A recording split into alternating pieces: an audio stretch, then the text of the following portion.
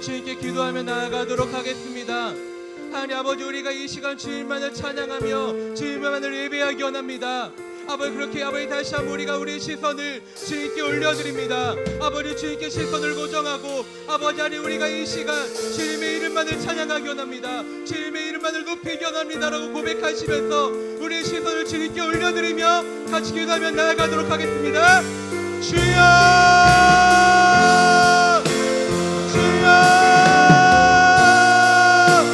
하나님 아버지, 하나님 이 시간 가운데 함께하여 주시옵소서. 아버지, 우리의 마음을 주님께 올려드립니다.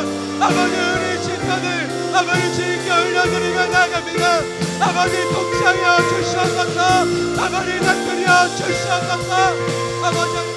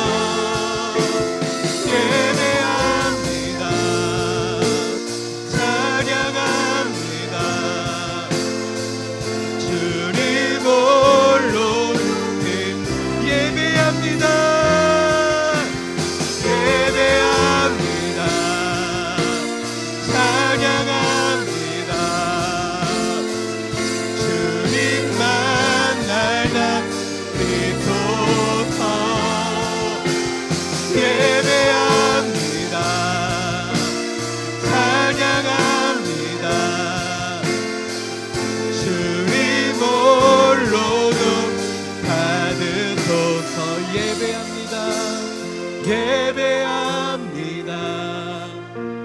찬양합니다. 주님만 날 다스리소서. 예배합니다. 찬양합니다. 주님 홀로 높이 받으소서.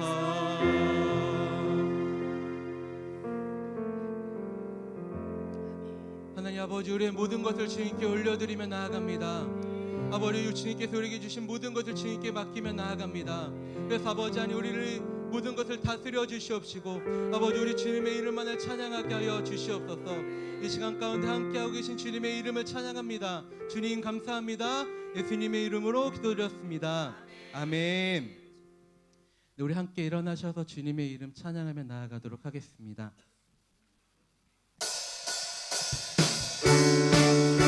우리의 힘이 되시는 주님의 이름을 찬양하는 거룩한 시간이 되길 소망합니다.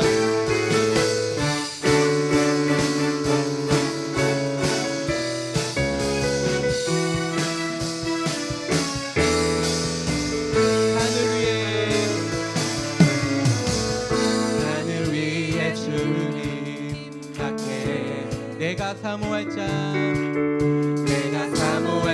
이 세상에 없네. 내 맘과 힘은 믿을 수 없네. 오직 한 가지 그 진리를 믿네. 주는 나의 힘이요, 주는 나의 힘이요, 주는 나의 영원히 주를 의지하리. 주는 나의 힘이요, 주는 나의 힘이요, 주는 나의 힘이요, 영원히 주를 의지하리. 영원히 하늘 위에 주님밖에, 하늘 위에 주님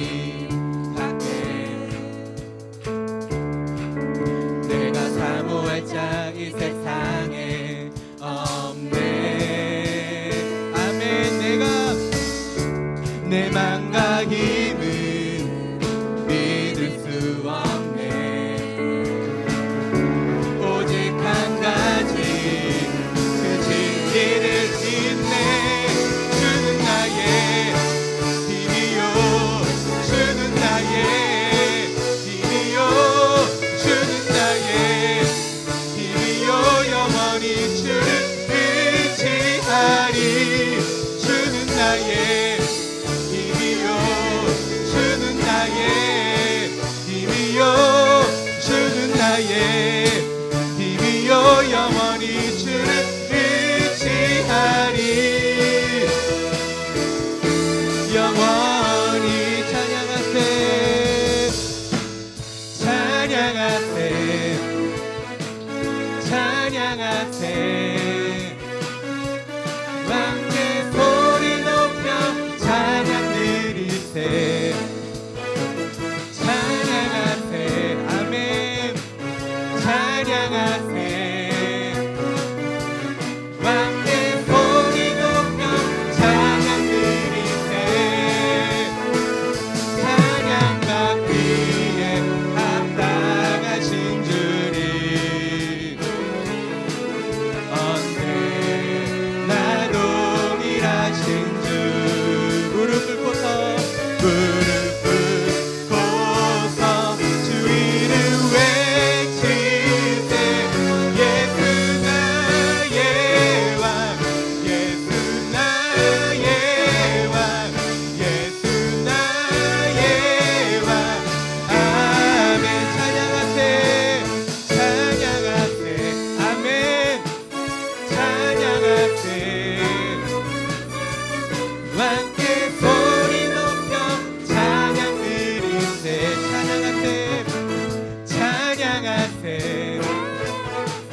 찬양하세. 함께 소리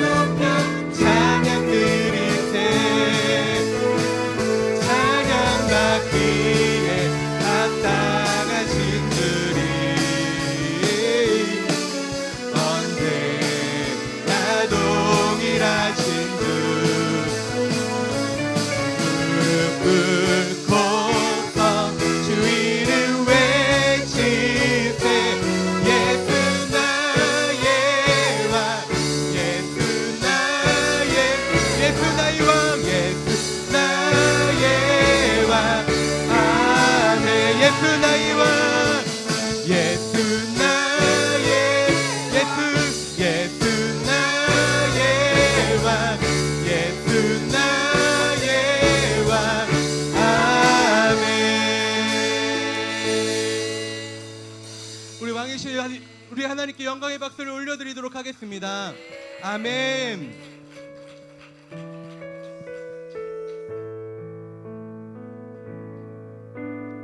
예수 우리 왕이여 이곳에 오소서 보좌로 주여 임하사 찬양을 받아 주소서. 주님을 찬양하오니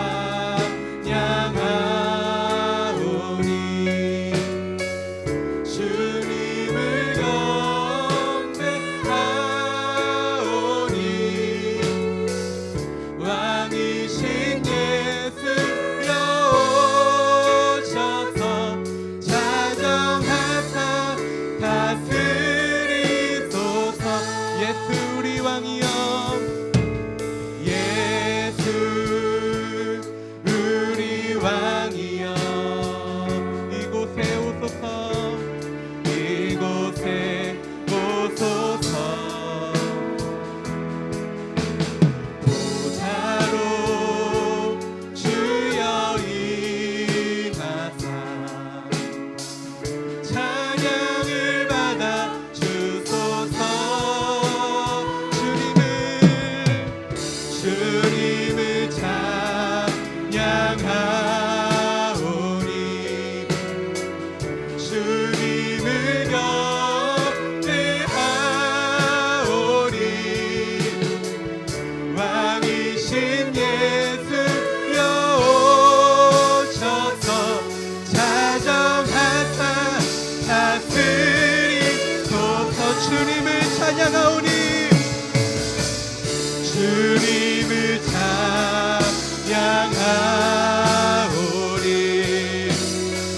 주님을 경배하오니 왕이신 예수여 왕이신 예수여 오셔서 자정하사 다스리소서. 주님을 찬양하오니 주님을 찬양하오니 주님을 경배하오니 왕이신 예수여 오셔서 자정하사 다스리소서. 우리 같이 기도하며 나아가도록 하겠습니다. 왕이신 아버지 하나님 이 시간 가운데 임하여 주시옵소서. 아버지 우리 마음 가운데 임하실 뿐 아니라 아버지 우리가 주님을 찬양하는 이 자리 가운데 아버지 왕으로 임하셔서 다스려 주시옵소서. 아버지 통치하여 주시옵소서. 우리가 주님의 이름을 찬양하시면서 같이 기도하며 나아가도록 하겠습니다. 주여 주여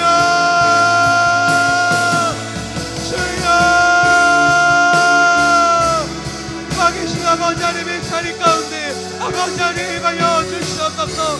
아버지 우리 심장 가운데 아버지 우리 영 가운데 아버지 임하실 뿐 아니라 아버지 우리 마음 가운데 아버지 온전히 임하셔서 우리가 주님의 이름을 찬양하고 또 높이며 나아갈 수 있도록 아버지 하나님 인도하여 주시옵소서. 아버지 하나님 함께하여 주시옵소서. 아버지 통치하여 주시옵소서. 아버지 하나님 이 시간 가운데 왕이신 주님의 이름을 높입니다. 왕이신 주님의 이름을 찬양합니다. 아버지 하나님 이 자리 가운데 함께 하시옵소서. 아버지 우리 삶의 가운데 아버지 하나님 이 자리 가운데 아버지 통치하여 주시옵소서. 아버지 하나님 이 자리가 주님의 이름을 높이게 하여 주시옵소서. 우리에게 하나님의 영성을 보여주옵소서. 하나님 아버지 우리 오늘은 주님을 바라보며 예배하며 주의 안에 주의 역사 안에 우리가 들어가기를 소망하오니 주여 우리를 다스려 주옵소서. 하나님 이곳에 임재하여 주옵소서. 우리 마음과 우리의 심령과 우리의 고백과 우리의 찬양과 주님을 향한 우리의 간구 안에 하나님 감하시고 역사하시고 일하여 주옵소서. 우리는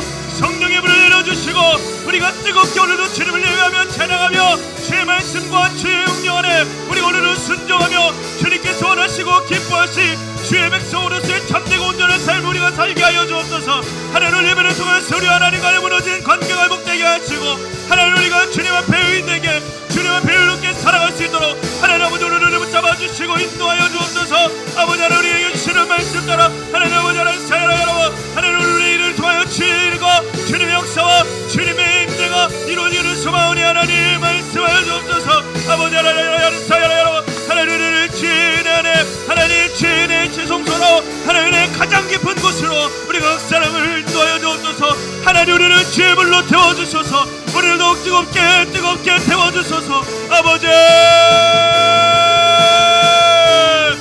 주여 우리 입술을 열어주시고 우리 마음과 우리 생각과 우리 심령을 주장하여 주옵소서. 하나님 우리 가운데 역사하시고 우리 왕이시고 우리와 함께 하시는 주님을 우리가 듣고 깨닫고 만나기를 소망하오니 하나님 이 시간 예배 가운데 성령 하나님 역사하여 주옵소서.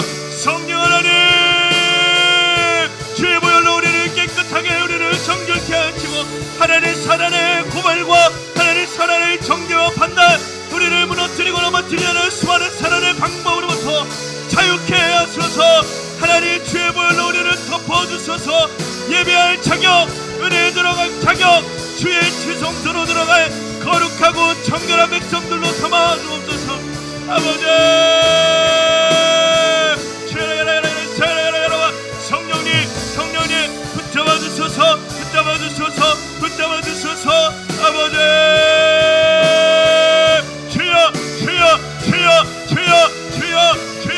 주여 하나님 우리 입술과 우리 마음과 생각을 열어주소서.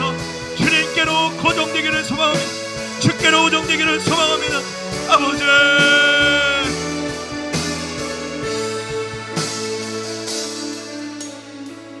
우리 산 한 가지 더 기도하겠습니다. 사단은 지금도 우리를 정죄합니다. 사단은 지금도 우리를 고발하고 사단은 우리를 지금도 판단합니다. 네가 무슨 예배냐고, 네가 어떻게 은혜에 들어갈 수 있겠냐고, 너 같은 죄인이 어떻게 주의 이름을 부를 수 있겠냐고 우리를 고소하며 우리를 판단하며 우리를 정죄합니다. 하나님 우리를 사단의 계략과 방법으로부터 자유케 하여 주시옵소서. 주님의 은혜의 지성소로 주님의 은혜의 간격으로 주님의 은혜의 임재의 깊은 곳으로 나아갈 수 있도록 우리를 자유케 하시고 보혈로 덮어주시고 정결케 하여 주옵소서. 거룩케 하여 주옵소서. 은혜의 맛을 보게 하여 주옵소서. 우리 다같이 주여 한번 외치고 기도합니다. 주여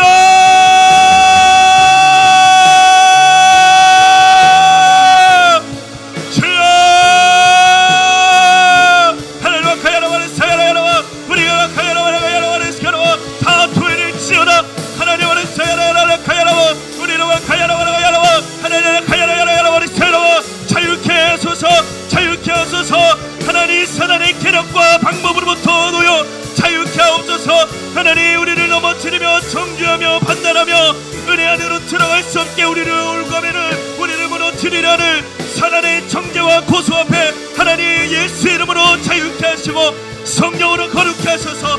주님 주시는 은혜 안에 은혜의 지성소로 우리가 나아갈 수 있는 담력과 자격을 허락하여 주옵소서. 하나님 하나님 새로워 하나님과 가야라와 생명의 성령의 몸으로 우리를 영으로 인도하여 주옵소서. 하나님 우리를 무너뜨려 하는 사단의 하나님 율법의 죄로부터 자유케 하시고 하나님 우리를 정결케 우리 오늘을 거룩하게 우리 오늘을 깨끗게 하시는 성령 하나님의 임자 성령 하나님의 역사하심과 일하심을 우리가 믿고 의지하며 나아가오니 주 우리를 은혜로 은혜의 지성소로 주의 임재 안으로 우리를 인도하여 주옵소서. 자유케 하소서. 자유케 하소서. 자유케 하소서. 주여 자유할지어다. 자유할지어다. 예수 이름으로 은혜로 나아갈지어다. 주여 우리가 사랑을 잡아주소서. 자유의 영 성령의 영을 우리에게 부어주사 하나님 우리를 무너뜨리려 하며 우리를 이 땅에 우리를 육신 가운데 붙잡고 그곳에 머물게 하는 사단의 계략과 방법으로부터 놓여 자유케 될지어다. 주여 주여 붙잡아주소서. 우리 가운데 은혜를 성령의 충만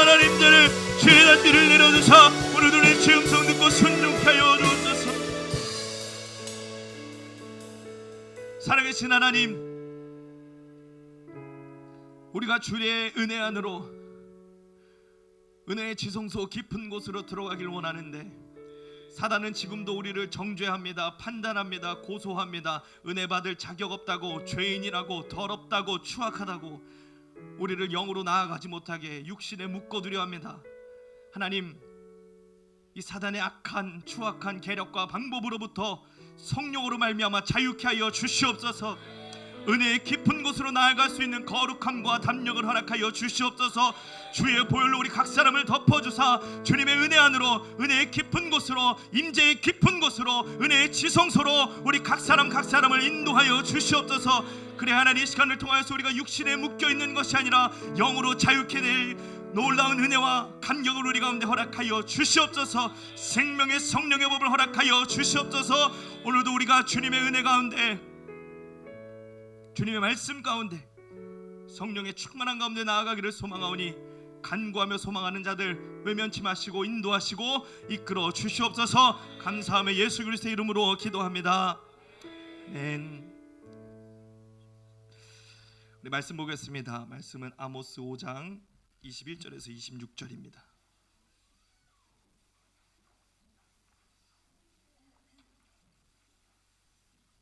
아모스 5장 21절에서 26절까지의 말씀입니다.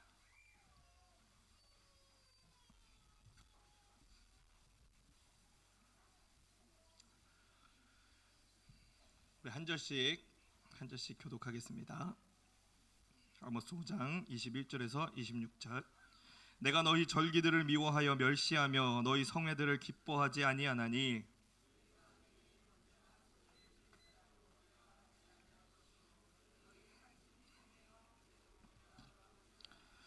내 노랫소리를 내 앞에서 그칠지어다. 내 비파 소리도 내가 듣지 아니하리라.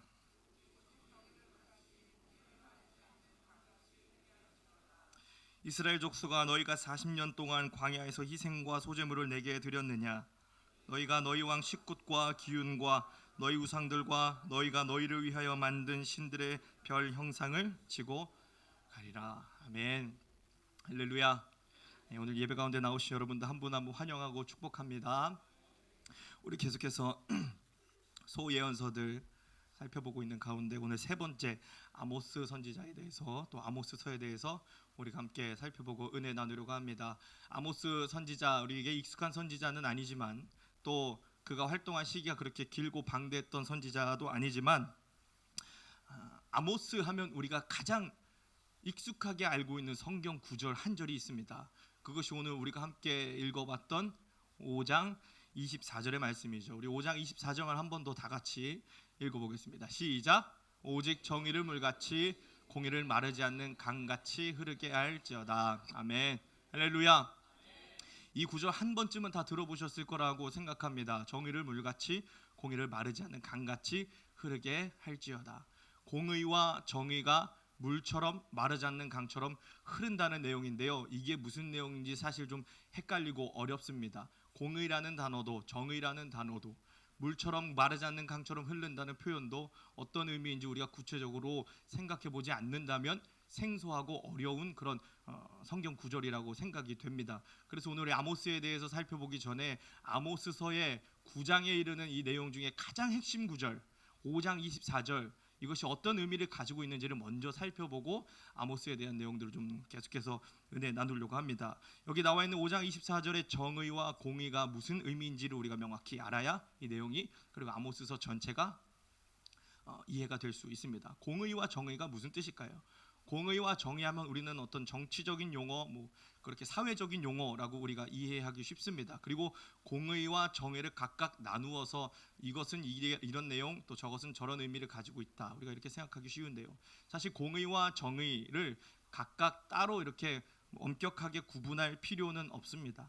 공의와 정의, 간단하게 정리해서 결론만 말씀드리면 하나님을 사랑함으로 하나님의 뜻에 순종하는 삶이 공의와 정의입니다. 쉽죠? 하나님을 사랑하기 때문에 하나님의 의, 하나님의 뜻에 따라 순종하는 그러한 삶이 공의로운 삶, 정의로운 삶이라고 정의 내리면 이해하기 쉬우실 겁니다. 근데 중요한 것은 그렇게 하나님을 사랑함으로 하나님의 뜻에 따르는 이 삶, 이 생활을 물처럼 마르지 않는 강처럼 살아가야 한다고 이야기하고 있어요. 물은 어떤 의미입니까? 물은 인간이 모든 생물이 살아가기에 필수 불가결한 요소라고 알고 계실 겁니다. 맞습니다. 우리가 공의를, 정의를, 하나님을 사랑함으로 하나님의 뜻에 따르며 순종하는 삶은요, 우리들에게, 하나님의 백성에게 필수 불가결적인 요소입니다. 그런데 이러한 요소가 마르지 않는 강처럼 존재해야 한다고 성경에서 이야기하고 있어요. 개인적으로 소원이 하나 있는데 성지순례가 보는 게 소원입니다. 근데 제 소원을 대신 이루어주신 분이 계셔요. 김명순 전사님께서 얼마 전에 성지순례를 다녀오셨어요. 그러면서 사진을 이렇게 쫙 보여주시면서 성지순례에 대한 이야기들을 쫙 하시는데 굉장히 관심 가더라고요. 되게 길게 얘기하셨는데 잘 귀 기울여 들었어요. 생생하게 잘 설명해 주시더라고요. 기대하세요. 아마 다음 주쯤에 얘기해 주지 않으실까 그렇게 생각이 듭니다. 네, 전사님이 이야기하셨던 내용들 중에 광야에 대한 이야기를 하시더라고요. 근데 막 시내는 굉장히 뭐 그래도 나름대로 도시도 있고 뭐 건물도 있고 식물들도 있고 뭐 종려나무 뭐 이런 나무들도 있는데 광야에 딱 들어선 순간 정말 아무것도 없고 심지어 나무도 그냥 이렇게 큰 나무가 아니라 그냥 뭐 풀 무더기 정도 이렇게 있다고 이야기하시면서 광야가 어떤 곳인지를 좀 설명해 주는 내용이 생생하게 굉장히 와닿았어요. 잘 아시는 것처럼 이스라엘, 이 중근동 지방은요 사막 기후, 사막 지형입니다. 그렇기 때문에 우리가 생각하는 강의 개념이 존재하지 않아요. 우리는 강하면 뭐 한강, 금강, 북한강, 남한강, 뭐 낙동강, 멀리는 뭐 대동강까지 생각하실 수 있겠지만 이 이스라엘 지역에서 강은요 우기 혹은 시기에 맞춰서 그때에만 물이 범람하는 전문 용어로 간헐천입니다. 간헐천, 와디라고 하는데 항상 물이 존재하는 게 아니에요. 평소에 건기 때는 그냥 길입니다. 차도 다니고 사람도 다니고 그러다가 우기가 오면 거기에 그때만 물이 차는 그런 강이 이스라엘의 강이에요.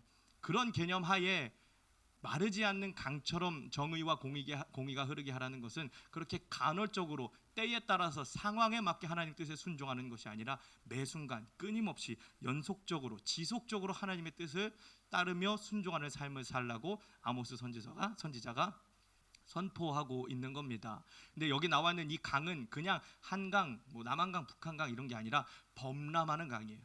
홍수가 나면 강이 저 한강에 잠수교는 비 많이 오면 잠기죠. 그렇게 모아는 것들이 잠길 만큼의 큰 방대한 강을 의미하는 거예요. 하나님의 뜻을 따르는 삶, 하나님을 사랑하는 마음으로 하나님의 뜻에 순종하는 삶이 그렇게 범람하는 강처럼 우리 삶을 지배하고 항상 넘쳐 흐르는 인생을 살라고 아모스 선지자가 이스라엘 백성들에게 선포하고 외치고 있는 것이 5장 24절의 내용입니다. 이해되셨죠? 근데 중요한 것은 아모스 선지자가 왜 이렇게 5장 24절에 공의와 정의를 물과 같이 마르지 않는 강과 같이 흐르게 하라고 선포했을까를 생각해 봐야 됩니다. 간단하죠. 이 당시 이스라엘 사람들에게 공의와 정의가 물과 강처럼 흐르지 않았기 때문에 그 당시 상황이 이 아모스 선지자의 선포와 정반대되는 상황이었기 때문에 그렇게 살라고 선포하는 거였겠죠. 예를 들어서 제가 지금 몸무게를 잘 유지해서 날씬했다면 제 아내가 저에게 다이어트 하라고 굳이 얘기하지 않겠죠. 저보고 다이어트 하라고 하는 이유는 다이어트가 필요하기 때문에. 여기 나와 있는 내용도 마찬가지입니다. 그들이 공의와 정의가 완전히 실종되었기 때문에 그 당시 상황을 꼬집으며 아모스 선지자가 이스라엘 백성들에게 선포하고 있는 거예요. 그렇다면 그 당시 이스라엘 백성들은 어떤 상황이었길래 아모스 선지자가 이렇게 선포했는지 그 당시의 상황을 조금 살펴봐야 되겠습니다. 그때 당시 아모스 선지자가 활동했던 당시에 북이스라엘, 남유다가 아니고 북이스라엘의 왕은 여로보암 2세였습니다. 여로보암 2세 때 북이스라엘이 무역 활동을 굉장히 활발히 했습니다. 그리고 영토 확장도 굉장히 활발히 했었던 시기가 여로보암 2세의 시기예요. 그래서 학자들은 이 여로보암 2세의 시기, 아모스 선지자가 활동했던 당시의 이스라엘을 일컬어서 실버 에이지라고 해요. 이스라엘의 실버 에이지. 실버 에이지가 있으면 골든 에이지도 있겠죠. 이스라엘의 골든 에이지는 잘 아시는 것처럼 다윗 솔로몬 시대예요. 다윗 솔로몬 시대 가장 최전성기를 구가하던 그때처럼 이스라엘이 솔로몬 이후에 왕국이 분열되고 그러면서 땅도 잃고 뭐 영토 전쟁도 하면서 줄었다 늘었다 하다가 이 여로보암 2세 때 이스라엘이 확장할 수 있는 가장 큰 크기의 영토까지 확장했었던 실버 에이지라고 설명합니다. 그만큼 무역 활동도 활발했어요. 경제 활동이 굉장히 잘 이루어졌습니다. 그러다 보니까 이 당시 북이스라엘이 굉장히 부유한 시기를 보낼 수 있게 됩니다. 굉장히 부유했어요. 여기 아모스에 나와 있는 1장부터 9장의 내용들을 천천히 살펴보면 그 당시 아모스 선지자가 살던 이스라엘이 얼마나 부유했는지를 우리가 간접적으로 볼 수가 있습니다. 당시 귀족들이요, 본인이 살던 집 외에 별장이 있는데 그것도 여름용 별장, 겨울용 별장이 따로 있었다고 이야기하더라고요. 요즘에 세컨 하우스가 유행한다고 합니다. 내가 사는 집 외에 어디 뭐 저기 뭐 공기 좋은 양평, 우리 연 목사님 고향이시죠? 양평, 저 강원도 혹은 뭐 어디 섬 이런 데에 세컨 하우스를 지어놓고 별장처럼 사는 이런 인생을 세컨 하우스라고 하는데 이게 요즘 굉장히 유행한다고 이야기하더라고요. 제가 자주 가는 식당이 있는데 그 식당에 가면 꼭 그 점심 시간 때 TV 프로그램을 고정해서 하나만 보더라고요. 몇 번 갔는데 똑같은 프로그램만 나오는데 그게 무슨 프로그램이냐면 연예인들이 집을 구해주는 프로그램이에요. 그 제목은 기억이 안 나는데 다 아시죠? 네, 그 프로그램. 연예인들이 집을 구해줘요. 참 전 그거 보면서 박탈감이 느껴지더라고요.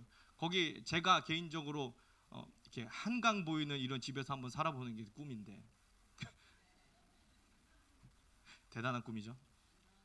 근데 거기 나와 있는 그냥 일반 시민이에요. 일반 시민이 자기가 가지고 있는 돈을 연예인들에게 말해주면서 이 정도 금액대에 맞는 집을 찾아달라고 의뢰하는 그런 프로그램인데 거기 나와 있는 금액이 막 5억, 6억, 7억 여기에 맞는 집을 구해달라고 하면서 막 이 집이 좋네, 저 집이 좋네 하고 결국에는 그 집을 사더라고요. 굉장히 박탈감이 느꼈습니다.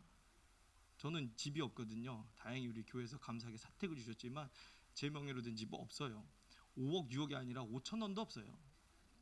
굉장히 박탈감이 느껴지는데 요즘 그렇게 세컨하우스가 유행하는 건 아무것도 아니더라고요.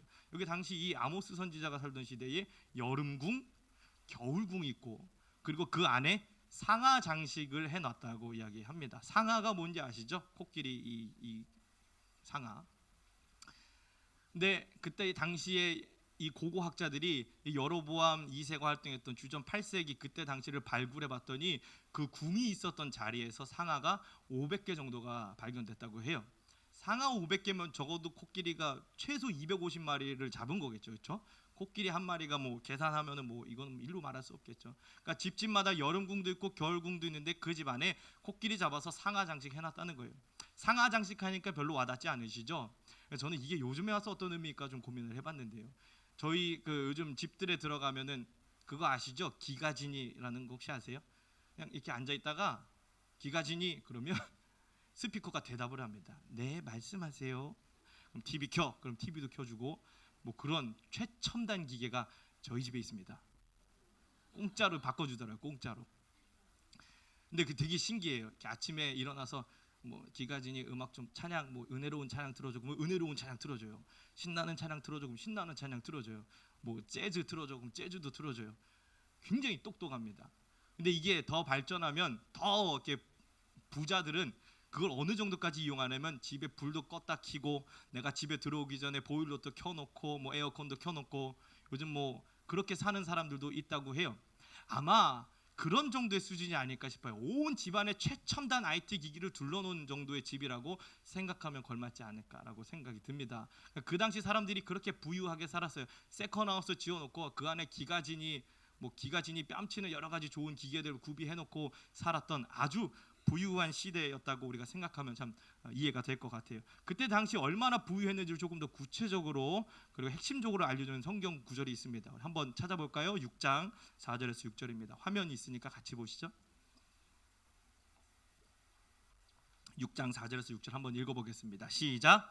상하상에 누우며 침상에서 기지개 켜며 양떼에서 어린 양과 우리에서 송아지를 잡아서 먹고 비파 소리에 맞추어 노래를 지절거리며 다윗처럼 자기를 위하여 악기를 제조하며 대접으로 포도주를 마시며 귀한 기름을 몸에 바르면서 요셉의 환난에 대하여는 근심하지 아니하는 자로다. 아멘. 여기 당시 이 아모스 시대의 북이스라엘 사람들이 얼마나 호화로운 삶을 살았는지 아모스 선지자가 고발하고 드러내고 있는 장면이에요. 상하 침대, 아까 말씀드렸던 그런 최첨단 침대 가구들 안에서 안락 의자에서 기지개를 펴며 상상만 해도 굉장히 뭔가 평안하고 평화로스러워 보이죠. 굉장히 부유해 보이죠. 아침마다 양고기를 먹고 저녁에는 송아지 잡아서 송아지 스테이크 썰고 뭐 노래 흥얼거리면서 포도주 실컷 먹으면서 그렇게 잘 먹고 잘 살던 시대라고 이야기하고 있는 거예요. 근데 저는 오늘 이 본문을 보면서 다른 건 모르겠는데 딱 하나 조금 와닿았던 게 있어요. 뭐냐면 가장 좋은 향유를 이렇게 몸에 바르면서 살았다고 이야기하더라고요. 얼마 전에 저희 아내가 선물을 하나 받았는데 로션을 선물로 받았습니다. 근데 이 로션이 돈 주고 사기엔 좀 이렇게 비싼 좋은 로션이었어요. 근데 갖고 싶었나 봐요. 근데 그걸 어떻게 선물을 받았어요. 되게 아껴 바르더라고요. 되게 아껴 바르고 가장 중요한 거 저는 못 바르게 하더라고요. 그러면 저는 면적이 크니까 못 바르게 하는데 그럴수록 더 바르죠. 안 씻는 거 2번 씻죠. 그래서 로션을 막 발랐는데요. 행복하더라고요. 야, 이게 그게 좋은 로션이야? 하면서 제 몸에서 좋은 향이 나는데 어떤 향이 나냐면요. 부자 향이 나는 거예요. 부자들한테서 부자 향 나는 거 아세요? 제가 잘 아는 부자 한 분이 계신데요. 그분이랑 이렇게 같이 밥 먹고 차 마시고 교제하면요. 계속 부자 향이 나요. 근데 그게 제 몸에서 나는 걸 보면서 이게 부자구나. 근데 오늘 본문을 보니까 그렇게 향유를 몸에 바르면서 로션 잘 바르면서 살았다고 이야기해요. 굉장히 풍요롭고 잘 살던 시대라는 거 우리가 알 수 있겠죠. 근데 중요한 건 그렇게 나라가 경제적으로 풍요로워지고 잘 먹고 잘 살게 되니까 한 가지 문제가 발생하는 거예요. 당시 이 북이스라엘 그리고 여로보암 2세 왕 때 이스라엘이 잘 살 수밖에 없는 이유가 뭐냐면 나라에서 국가적으로 수출 중심의 경제 정책을 펼쳤던 거예요. 말이 어려워지죠 갑자기. 수출 중심의 경제 정책. 근데 그때 당시에 북이스라엘이 주력으로 했던 수출 상품이 뭐냐면 기름과 포도주와 밀이에요. 그러니까 어느 땅이든 밀과 포도주와 기름을 내야 되는 거예요. 근데 이스라엘이라는 지역 자체가 밀, 포도주, 기름을 막 모든 지역에서 내기는 사실 어려운 기후고 토양이에요. 그런데 이 수출 상품을 내야 되기 위해서 어떻게든 이 농민들이 사람들이 계속해서 이 농작물을 내야 됩니다. 그런데 토양도 안 맞고 뭐 기후도 안 맞고 때에 따라 맞춰서 심어야 되는 게 있는데 그런 거 다 무시하고 밀, 포도주, 기름만 내라고 하니까 점차적으로 생산력이 저하되는 사람들이 생기는 거예요. 그리고 그 사람들은 점차 가난해지고 빈민이 되어가고 반대로 부유해지고 지주가 되고 땅을 소유하는 이른바 빈부격차가 생기기 시작하는 거예요. 우리 2장 6절에서 7절 말씀 한번 읽어보겠습니다. 당시 빈부격차를 잘 드러내주는 본문입니다. 화면도 있는데 함께 보겠습니다. 시작. 여호와께서 이와 같이 말씀하시되 이스라엘의 선어 가지 죄로 말미암아 내가 그 벌을 돌이키지 아니하리니 이는 그들이 은을 받고 의인을 팔며 신 한 켤레를 받고 가난한 자를 팔며 힘없는 자의 머리를 티끌 먼지 속에 발로 밟고 연약한 자의 길을 굽게 하며 아버지와 아들이 한 젊은 여인에게 다녀서 내 거룩한 이름을 더럽히며. 그때 당시 이스라엘 백성들이 하나님께 심판받아야 할 여러 가지 죄목들이 있는데 그중에 하나님께서 가장 중심적으로 다뤘던 것이 바로 이 빈부격차 속에서 나오는 억압과 착취, 탄압에 대해서 이야기하는 거예요. 가난한 사람들은 점점 가난해지고 부유한 사람들은 점점 부유해집니다. 그러다 보니까 어떤 일이 생기냐면 돈 받고 사람을 사고 파는 이 인신매매가 나타나기 시작하는 거예요. 신 한 켤레 값에 가난한 사람들 사고 팝니다. 이 땅 안에서 얼마만큼의 농작물, 얼마만큼의 수확물을 내야 되는데 상황이 안 되고 기후가 안 되니까 그걸 하지 못해요. 그러면 그 땅의 사람은 대지주에게 어쩔 수 없이 땅을 팔 수밖에 없게 됩니다. 소유를 잃어요. 그리고 마지막에는 그 대지주에 소속된 노예가 되고 소속된 일꾼이 되면서 그 일꾼을 사고 파는 이런 현상들이 북이스라엘에 나타나기 시작했던 거예요. 그리고 힘없는 사람의 머리를 흙먼지 속에 쳐넣고 힘 약한 사람들의 길을 굽게 했다라고 성경에서 이야기하고 있는데 뭐 깊게 다루진 않겠지만 간단하게 이야기하면 그렇게 억압하고 착취하고 탄압했다는 거예요. 계속 기름 짜듯이 즙 짜듯이 가난한 사람들 계속해서 옥죄고 막 괴롭혔다는 거예요.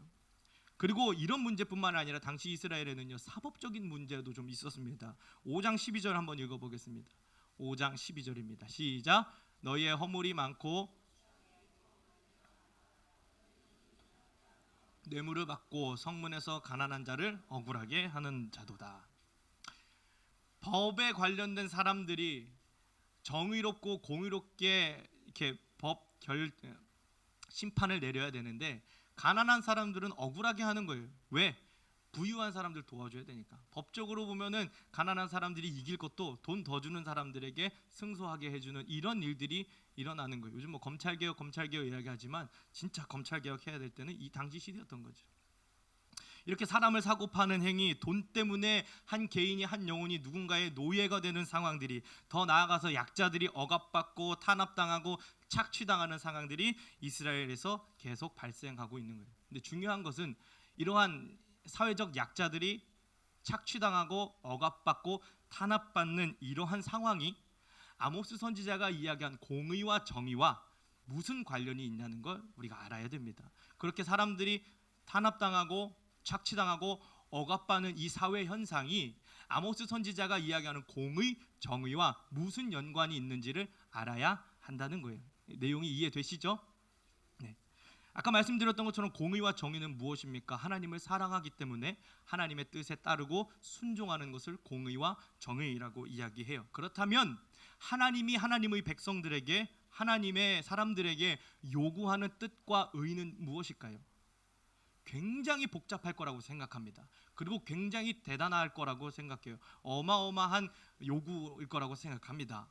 그런데 간단해요. 사랑하고 구원하는 거예요. 하나님이 이 세상을 향해 갖고 계신 한 가지 뜻, 한 가지 의가 있다면 그것은 사랑, 구원이에요. 그것이 가장 잘 드러난 사건이 출애굽 사건입니다. 이스라엘 백성들이 이집트의 노예 생활을 하고 있어요. 그런데 하나님께서 그 이집트 노예 생활을 끝내시고 그곳에서 출애굽시켜 주십니다. 이 출애굽에는 뭐 여러 가지 의미가 있겠지만 오늘 본문에 비추어 봤을 때 이 출애굽 사건에는 어떤 의미가 있느냐? 이집트의 노예라는 것은 이집트 우상, 이집트 바로, 이집트 신의 노예라는 것이고, 또 더 나아가서는 이집트 사회 구조의 노예라는 거예요. 이집트는 어떤 사회 구조를 가지고 있었냐면 잘 아시는 것처럼 피라미드 구조를 가지고 있어요.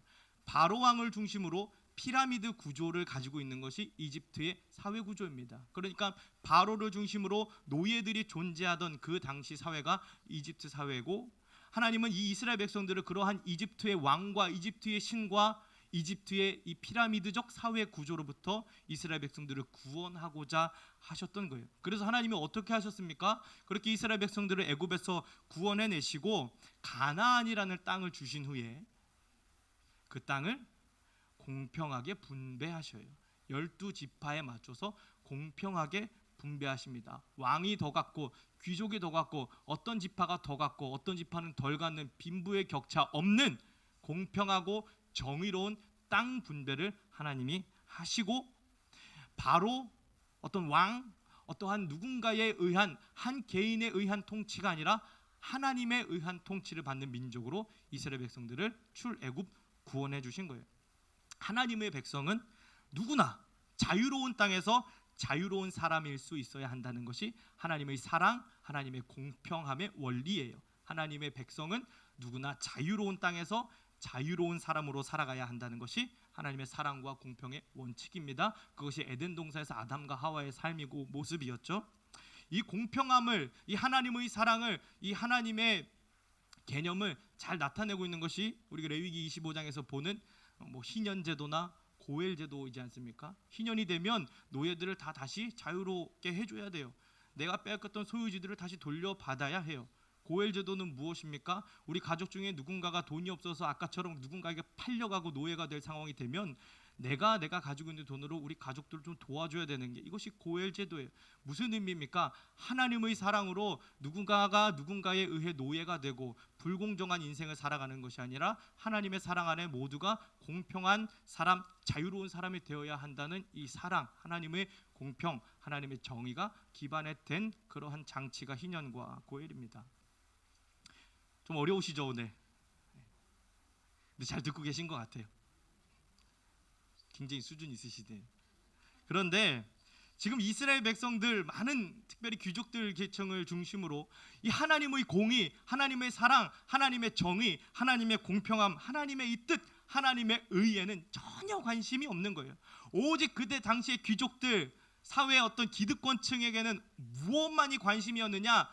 오로지 억압하고 착취하고 괴롭히고 탄압하고 빼앗고 더 갖고 더 배부르고 더 풍요로워지는 데에만 이 사람들이 관심이 있었던 거예요. 그들에게서 하나님의 뜻, 하나님의 의, 하나님의 사랑은 눈 씻고 찾아볼 수 없는 거예요.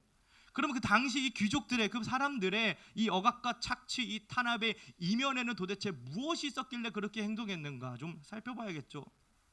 제가 질문 하나 드리겠습니다.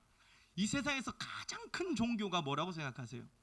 많은 사람들이 뭐 기독교다, 혹은 뭐 가톨릭이다, 뭐 이슬람이다, 불교다, 혹은 뭐 무교다, 이렇게 이야기하실 수 있는데 저는 그렇게 생각합니다. 이 세상의 가장 큰 종교는요, 뭐 죄송하지만 기독교도 아니고 가톨릭도 아니고 뭐 이슬람, 불교도 아니고요, 행복교예요. 행복교. 행복하려고 교회 다닙니다. 행복하려고 하나님 믿어요. 행복하려고 예배드립니다. 나 좀 더 부유해지려고, 나 조금 더 잘 먹고 잘 살아보려고 신앙생활해요. 그렇게 뭐 불경도 외우고 뭐 그렇게 뭐 이슬람 법에 따라서 살아가겠죠. 이 세상의 가장 큰 종교는요, 참 아이러니하게도 행복교예요. 당시 귀족들도 마찬가지였던 거예요. 내가 물질로 인해 더 풍요하기를 바랬던 나의 행복, 어떤 이 억압과 착취 그로 인해 말미암아 얻는 이 권력으로 인한 나의 어떤 안정들, 그로 말미암아 내가 나의 행복을 누리길 원했던 마음들이 당시 귀족들에게 있었기 때문에 하나님의 뜻, 하나님의 의, 사랑, 공평, 정의 이런 건 전혀 관심이 없었던 거예요. 내가 더 행복해지기 위해선 더 뜯어내야 돼요. 내가 행복해지기 위해선 더 억압하고 더 착취하고 더 누군가를 짓눌러야만 내가 더 많은 걸 누릴 수 있는 상황이 됐기 때문에 내가 더 풍요로워지기 위해서 물질을 누리고 내가 더 안정하기 위하여서 권력을 착취하려는 이게 당시 귀족들의 삶이었다고 우리는 생각해 볼 수 있는 거예요. 그 내용이 잘 드러난 게 아모스 5장 21절부터 23절, 오늘 우리가 읽은 본문인데요. 한번 같이 보겠습니다. 아모스 5장 21절에서 23절입니다. 시작. 내가 너희 절기들을 미워하여 멸시하며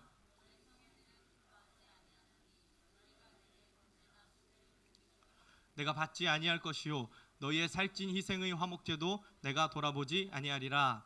내 노래소리를 내 앞에서 그칠지어다. 내 비파소리도 내가 듣지 아니하리라. 오늘 이 본문 읽으신 것이 개역 개정 성경인데요, 이 성경을 새번역 버전으로 보면요, 이렇게 하나님이 말씀하십니다. 나는 너희가 벌이는 절기 행사들이 싫다, 역겹다. 너희가 성회로 모여도 도무지 기쁘지가 않다. 너희가 나에게 번제물이나 곡식제물을 바친다고 해도 내가 그 제물을 받지 않겠다. 너희가 화목제로 바치는 살찐 짐승도 거들떠보지 않겠다. 시끄러운 노랫소리 나의 앞에서 집어치워라. 너희의 검은 굿 소리도 나는 듣지 않겠다. 하나님이 이스라엘 백성들을 향해 너희들이 드리는 이 절기, 성회, 노랫소리, 제물 그 역겹다, 치워라, 받지 않겠다고 이야기하시는 거예요. 하나님이 이토록 제사와 절기를 역겹다고 표현하실 만큼 싫어하셨던, 거부하셨던 이유는 무엇일까요? 당시 많은 사람들, 이스라엘 백성들이 나의 행복을 위한 수단으로 하나님을 사용했기 때문이에요. 나의 행복을 누리기 위한, 나의 풍요를 누리기 위한, 나의 안정과 만족을 누리기 위한 수단으로 하나님을 사용했기 때문에 그 예배, 그 절기, 그 제물 역겨워하신 거예요. 집어치라고 하신 거예요. 당시에 이스라엘 백성들이요, 출애굽하고 가나안 땅으로 들어갔습니다. 가나안 땅에 들어갔더니요, 거기 원래 살고 있었던 가나안 사람들이 굉장히 잘 먹고 잘 살고 있는 거예요. 어떻게 이 사람들이 이렇게 잘 먹고 잘 살 수 있지? 우리는 저렇게 노예살이하고 종살이하고 광야에서 40년 뺑뺑이 돌다가 고생하다가 이렇게 힘들게 살고 있는데 저 사람들은 도대체 뭐 때문에 이렇게 잘 살게 되었을까 살펴봤더니 거기에 풍요의 신 바알이 있었던 거예요. 괜찮네. 아, 바알 죽이네.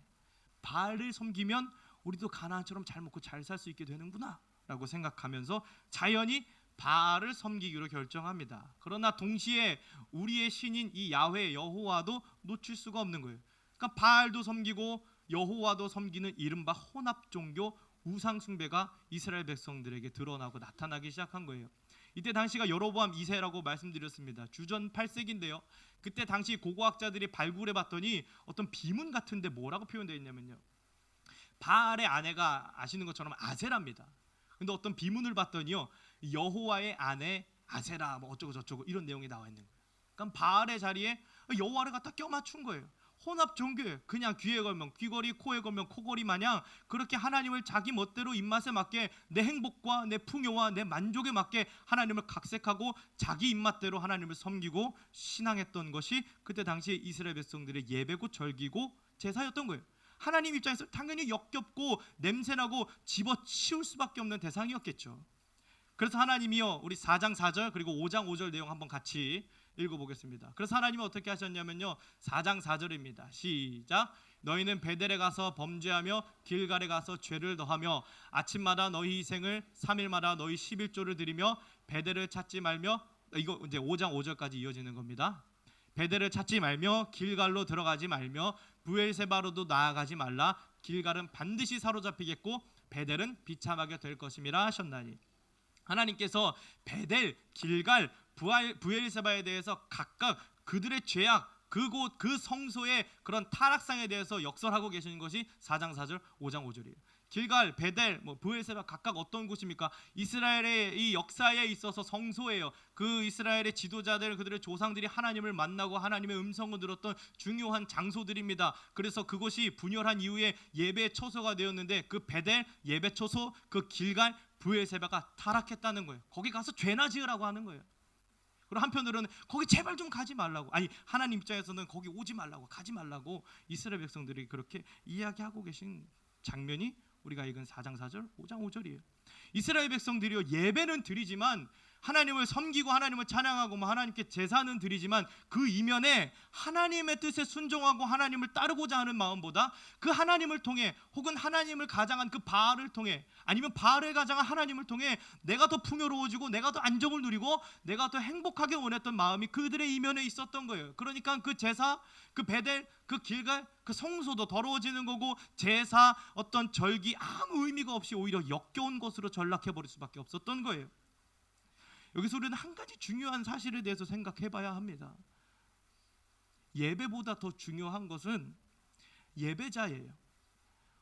우리가 아무리 예배하고 여기 나와 있는 5장 21절 23절에 나와 있는 내용을 좀 빗대어서 우리식으로 표현하자면, 우리가 아무리 예배 많이 드리고 매일 수련회하고 매일 찬양 집회하고 각종 양육반 가서 양육 받는다 할지라도 우리 안에 하나님의 뜻을 이루려 하는, 하나님의 뜻에 순종하고 따르려 하는 공의와 정의가 없다면 우리가 하는 수많은 예배들, 수많은 모습들, 행사들, 절기들 그 다 필요 없다는 거예요. 그 참된 예배가 아니라는 거예요.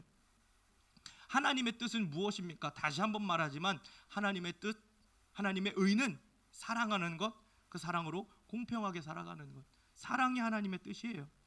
우리는 내가 그것을 잘 알면서도, 이 얘기 제가 안 해도 다 아시는 내용이잖아요. 하나님의 뜻이 사랑이라는 것 누구나 다 아는 얘기잖아요. 그런데 우리가 그것을 잘 알면서도 그대로 순종하며 실천하지 못하는 이유가 있는데, 우리가 하나님의 뜻을 이루지 못하는 가장 큰 적이 뭐냐? 아까 말씀드렸던 것처럼 나의 행복, 나의 자아라는 가장 큰 적이 내 안에 도사리고 있으면 우리는 하나님의 뜻을 그대로 따르고 순종할 수 없는 삶을 살아가는 거예요. 나의 행복을 위한 예배를 드리게 되고 내 만족과 내 안정을 위한 기도 생활, 나의 어떤 무언가 기득권을 누리기 위한 신앙생활이 될 수밖에 없다는 거예요. 하나님의 뜻을 이루는데 가장 큰 적은 나의 행복, 나의 자아라는 거죠. 나의 풍요와 안정, 나의 행복을 위한 신앙으로는 이 하나님의 사랑의 정신, 더 나아가 이웃사랑, 공동체 정신을 절대 실현할 수가 없는 거예요. 오늘 우리 공동체는 어떻습니까? 우리 비전 공동체 어떤 공동체입니까?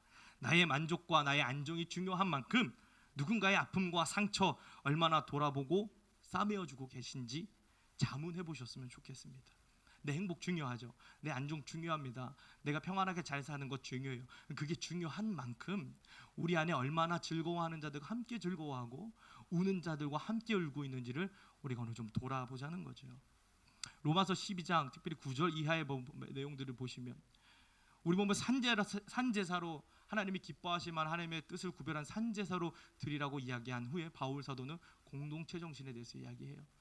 우리가 하나님께 산 제물로 드려지기를 원한다면, 우리 삶이 하나님이 기뻐 받으실 만한 순종의 제물이 되기를 원한다면 우리 안에 반드시 공동체 정신, 즐거워하는 자들과 함께 즐거워하고 우는 자들과 함께 우는 이웃사랑의 실천과 실현이 반드시 나타나야 된다는 거죠.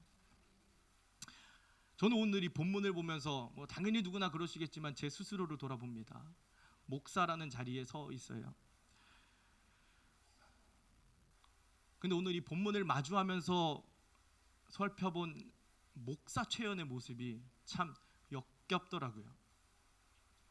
목사라는 자리가 섬김과 순종, 낮아지는 자리가 아니라 오히려 권력을 누리고 이득을 취하는 자리로 사용하고 있는 저 스스로를 발견할 때 스스로를 경멸하며 회개하게 되었습니다.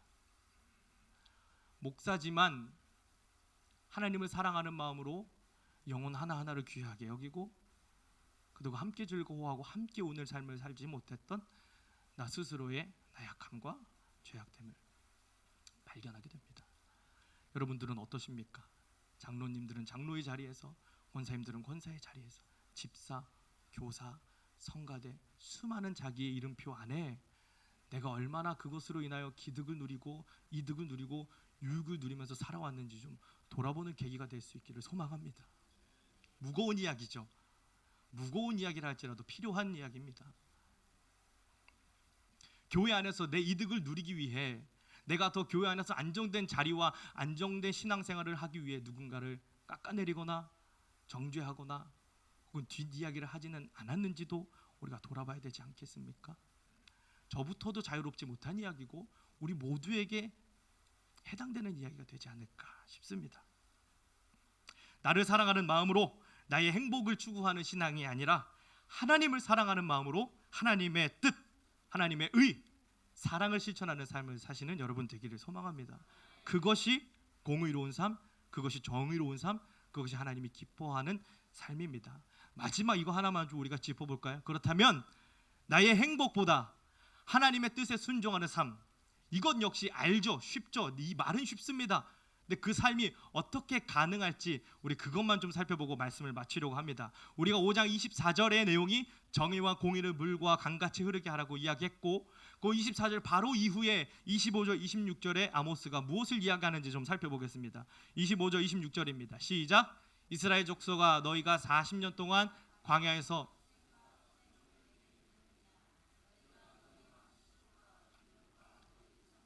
너희를 위하여 만든 신들의 별 형상을 지고 가리라. 이 본문이 조금 애매하게 번역되어 있어서 그냥 읽으시면 이해가 안 되는 내용이라 조금 설명을 드리겠습니다. 하나님께서 아모스 선지자를 통해 이스라엘 백성들이 정의와 공의로 순종하는 삶을 살라고 이야기하면서 광야 시대를 회상하는 거예요. 너희들 광야 때 좀 생각해봐. 너희들 그렇게 40년 동안 광야 생활할 때 어떻게 살았니? 너희 거기서 제사 드렸어? 안 드렸잖아. 거기서 뭐 제물 바쳤니? 제물 안 바쳤잖아. 희생 제물, 곡식 제물 나 받은 기억 없어. 그리고 26절이 조금 애매한데요. 이것도 역시 의문문으로 해석해야 됩니다. 너희가 너희 왕 식굿과 너희가 너희 자신을 위하여 만든 너희 별신, 너희 우상 기운을 지고 돌아다녔냐라고 하나님 물어보시는 거예요. 그러니까 광야에서 너희들이 무슨 왕을 섬겼니? 혹은 광야에서 무슨 우상 섬겼니? 안 그랬잖아. 정리하자면 이거예요. 광야 생활을 좀 돌아봐. 제사 드린 것도 아니고 제물 바친 것도 아니고 왕을 따랐던 것도 아니고 우상을 섬겼던 것도 아닌데 너희들이랑 나랑 관계 좋았잖아. 우리 가까웠잖아. 친밀했잖아. 그걸 돌아봐. 우리 그렇게 친밀하면, 하나님과 너희가 그렇게 친밀하면, 하나님과 백성들이 친밀하면 그 친밀한 백성들은 하나님의 뜻과 하나님의 의를 이룰 수 있는 마음의 바탕이 마련되는 거예요. 광야 시절 제사 없이도 절기 없이도 왕도 우상 없이도 하나님과 온전히 관계했던 그 하나님과의 친밀한 삶이 우리 안에 이루어진다면, 그 은혜 안에 거하는 삶을 살아가다 보면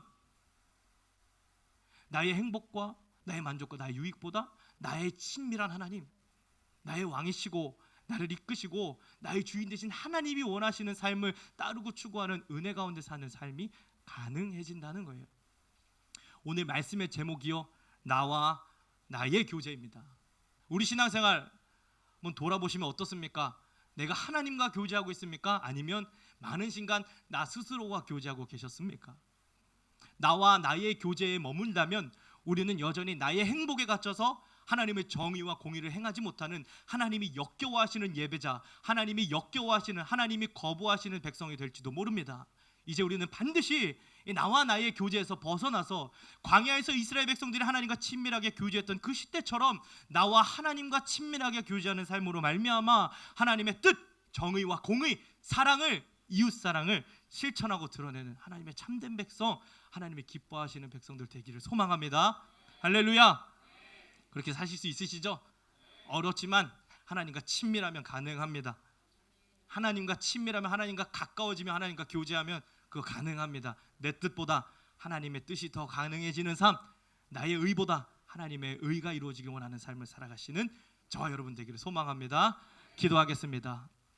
하나님, 우리의 삶 가운데 나의 행복이라는, 나의 만족과 나의 유익이라는 우상을 떨쳐버리고 하나님과 매일매일 친밀히 가까이 교제함으로 하나님의 뜻을, 사랑을 실천하며 드러내며 살아가는 거룩한 주의 백성 되게 하여 주시옵소서. 하나님, 내가 나를 사랑한다면 이웃을 돌아볼 수 없지만 하나님과 친밀하고 하나님을 사랑한다면 내 주변에 즐거워하는 자들과 함께 즐거워하고 우는 자들과 함께 울게 될 줄로 믿습니다. 하나님, 이제 내 마음, 내 행복, 나와 나의 교제는 떨쳐버리고 나와 하나님과 친밀한 교제를 더욱더 추구하며 갈망하며 간구하는 거룩한 주의 백성의 삶, 광야의 삶을 살게 하여 주시옵소서. 감사하며 예수 그리스도의 이름으로 기도합니다. 네, 함께 찬양합니다. 아버지, 당신의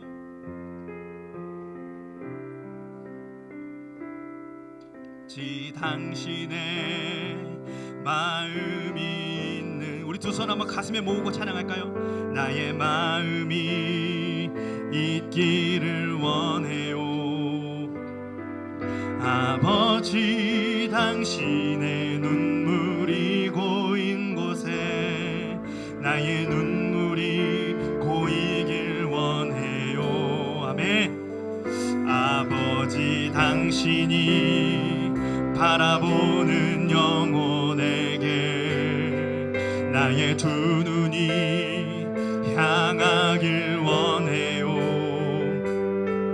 아버지, 당신이 울고 있는 어두운 땅에 나의 두 발이 향하길 원해요. 아멘. 나의 마음이